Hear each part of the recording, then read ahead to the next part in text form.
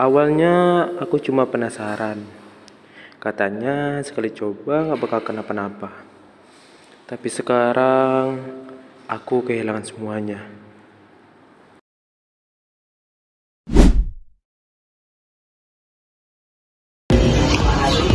Apa itu narkoba? Narkoba adalah singkatan dari narkotika, psikotropika, dan zat adiktif lainnya. Nah, zat-zat inilah yang akan mempengaruhi cara kerja otak dan pemrosesan informasi pada tubuh kita. Awalnya mungkin bisa bikin senang, tenang, dan semangat. Tapi jika dipakai terus, bisa menyebabkan kecanduan, susah berpikir, dan merusak tubuh. Berikut ini ada beberapa contoh jenis narkoba serta dampaknya jika disalahgunakan. Yang pertama itu ada ganja yang bisa berakibat efek teler dan motivasi menurun. Yang kedua ada sabu-sabu jika disalahgunakan bisa berakibat pada paranoia dan kerusakan gigi. Yang ketiga ada ekstasi yang bisa berakibat dehidrasi dan juga kerusakan otak. Yang keempat ada lem iPhone yang jika disalahgunakan bisa berakibat halusinasi dan juga kerusakan paru-paru. Yang kelima ada obat batu yang jika disalahgunakan bisa berakibat depresi sistem saraf pusat.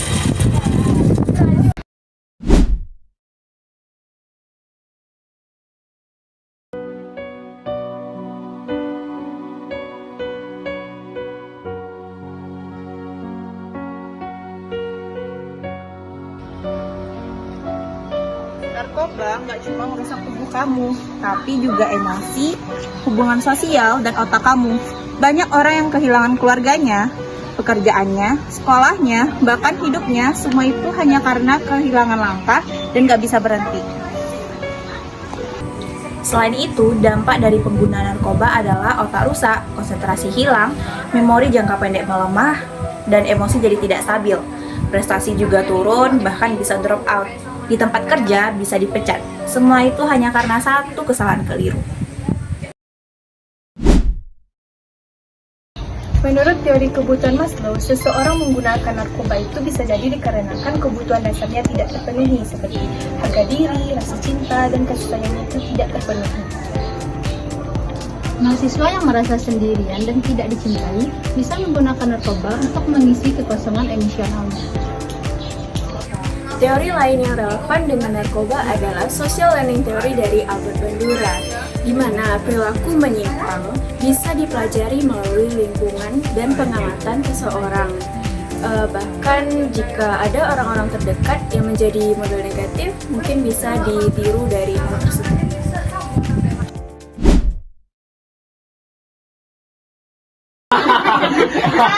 Guys, tau kak? Ini aku ada barang bagus loh. Tapi cuma kalian aja yang tahu. Oh, ini aku sering makan ini. Loh, itu apa? Itu sabu. Hah? Kami ikutan deh. Pergi ke sana pengecut. Ini serius, beneran aman gak sih? Aman. Aku udah sering makan. Enak loh. Coba sekali dulu. Coba ya. Kamu apa sih nawarin beginian? Kita ini kan kuliah belajar, bukan untuk dihancurin kayak gini aja. Kita semua punya mimpi, jangan mau dihancurin cuma perkara gituan aja.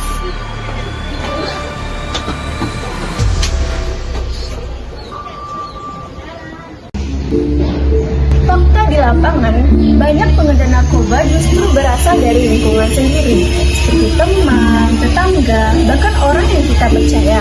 Mereka menggunakan kata-kata manis, tapi ujung-ujungnya malah menghancurkan.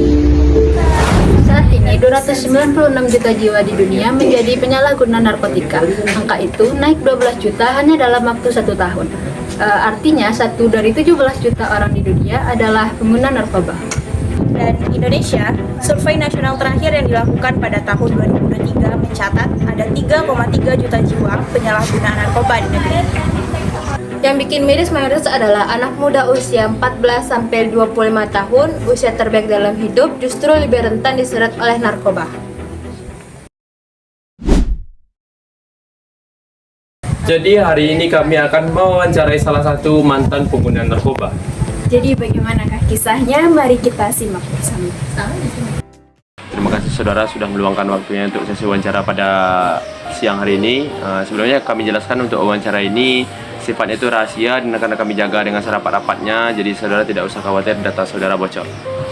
Baik, sebenarnya apa kabar hari ini saudara?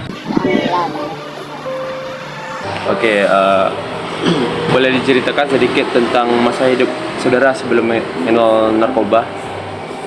Itu bagaimana perasaan saudara sebelum mengenal nih? Kalau awal mulanya itu sekitar 3 tahun yang lalu itu karena dijebak kawan. Coba jelaskan dijebak nih kayak gimana ceritanya? Pas kami ngumpul sama kawan-kawan ya, terus kan udah biasa kalau lagi kumpul diletak rokok masing-masing di atas meja. Terus kan kami ganti-gantian bisa rokok kawan tuh kan. Tahu-taunya yang rokok satu kawan ini udah dicampur pakai jenis narkobanya itu ganja. Ganja ya. Setelah saudara menggunakan itu, bagaimana efeknya terhadap tubuh saudara dan pikiran? Kalau efeknya untuk saya itu yang pertama itu relax, gak ada beban pikiran, semua santai-santai aja, terus kadang ketawa-tawa sendiri.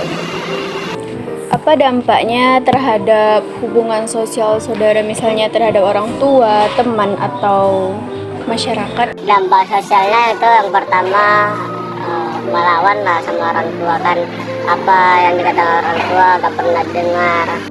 Saya berpikir itu bullshit semua, omong kosong aja itu. Tapi sebelumnya orang tua Anda tahu nggak kalau Anda menggunakan obat? Tahu ya. Intinya Anda melawan lah ya kalau udah. Kalau udah pakai itu kan lebih rileks, lebih bahagia, kayak dibilang orang tuh udah kayak dunia sendiri. Jadi nggak butuh teman lagi. Itu teman. Oh iya. Nah, Anda kan udah berhenti nih yang menggunakan obat-obatan nih. Apa yang membuat Anda berhenti menggunakan obat-obatan? Apa motivasi Anda? Pendidikan saya lah, di bidang pendidikan saya itu makin terhambat. Mau coba-coba lagi yang tentang barang-barang haram kan. Terus kuliah pun udah terganggu. Iya. Kan tadi sudah bilang kan, kalau udah pakai itu kayak malas semuanya, pengen sendiri, nggak mau bertatapan sama orang lain gitu, nggak mau bersosialisasi, ya nggak kayak ada semua itu. Nah, terus apa bagian tersulitnya itu dalam berhenti itu? Bagian tersulitnya itu mana ya? Ibaratkan merokok lah. Kalau udah candu merokok, kalau nggak merokok kayak macam orang bodoh. Oh, berarti kalau saudara berhenti nih, ada masanya kayak saudara tuh kayak panik-panik gitu. Ya, panik, gelisah. Kayak orang sakau ya. Tapi belum sampai tahap sakau ya kan? Kalau misalkan saudara kembali kepada masa tersebut, apa yang ingin saudara katakan kepada diri sendiri? Susah jelasinnya. Intinya pengen jangan sampai. Ya, jangan sampai mencoba itu. Apa pesan untuk anak-anak muda sekarang gitu supaya nggak terjebak sama hal-hal yang kayak gini?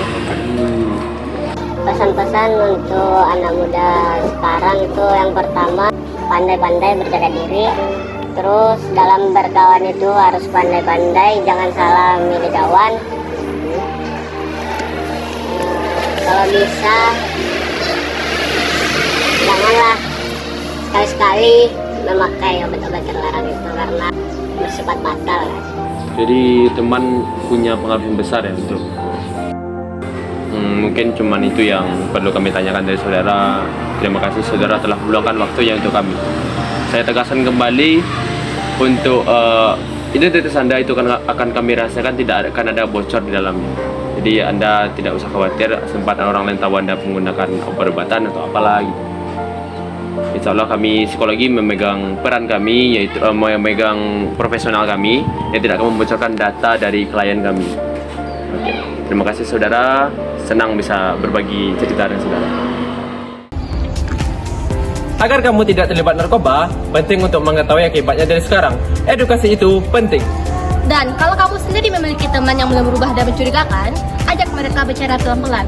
Kapan perlu, kamu antar dia ke psikolog atau ke tempat rehabilitasi. Dan kalau kamu sendiri sedang merasa terjebak, ingat, Kamu tidak sendiri.